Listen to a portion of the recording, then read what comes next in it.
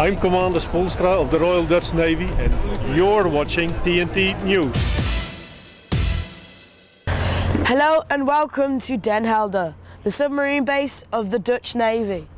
We're here to commemorate the lives of 34 crewmen which were on the O13, who were lost when a sub was sunk off the coast of Norway in 1940. And the O13 list includes James Spettigue. James from Monument Road, Ladywood in Birmingham was one of 3 British men who were on board. They were involved in translating signals between the British and Dutch Navy. Some of James's surviving relatives are amongst 260 guests that are here today. James Spettigue's submarine was called O13. O is for Onderzeeboot, the Dutch name for submarine.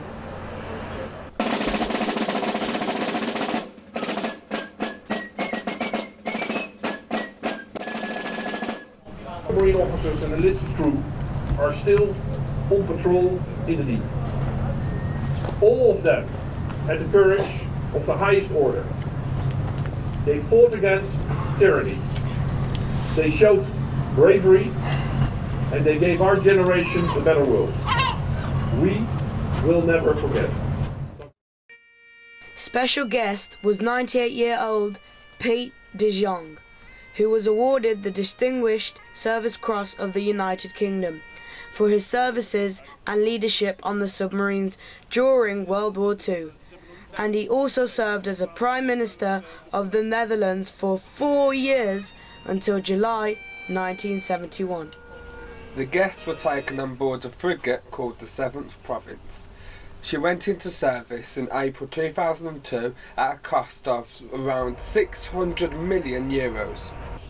It can travel at around 30 knots, that's about 35 miles per hour, and can carry a crew of 30 officers and around 200 ratings. My name's Lieutenant Colonel Jerry Slack and I'm the Royal Marines Exchange Officer over here in Den Helder, so I work with the Dutch Navy and the Dutch Marines.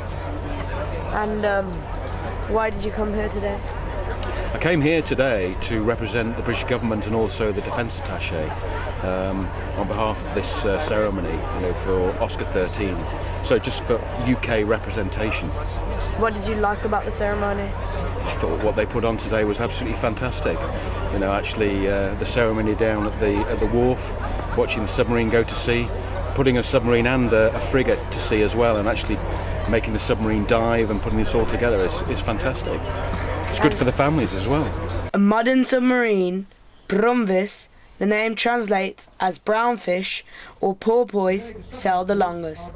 Bromvis carries a crew of up to 55 men. Could be away for years, operating from Surabaya in the Dutch Indies or from Willemstad in the Caribbean. Out at sea, there was a wreath laying ceremony to remember the 34 crewmen from the O13.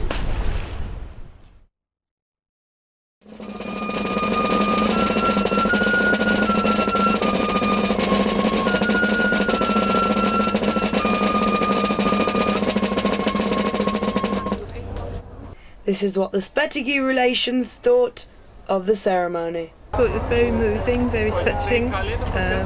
We feel honoured to be here. Well, I'm Jimmy's nephew. I'm very pleased to be here. Very proud of my uncle. We've had a wonderful time here.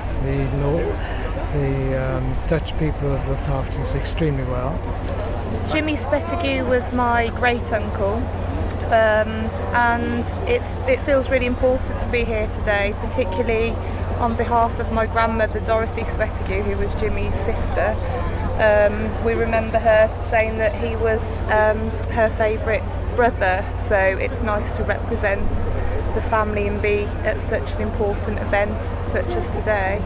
Well, I think absolutely great the way the Dutch Navy have looked after us, and we feel really privileged to be here and really touched. It's very emotional day. And very proud.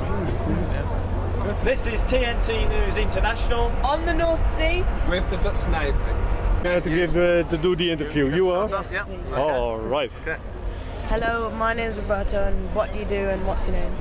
My name is Jouke Spoelstra. I'm a commander in the Netherlands Navy. I'm working for the submarine service, and my special job is project leader also for the search for the submarine 013. And my normal job in the submarine service is taking care of the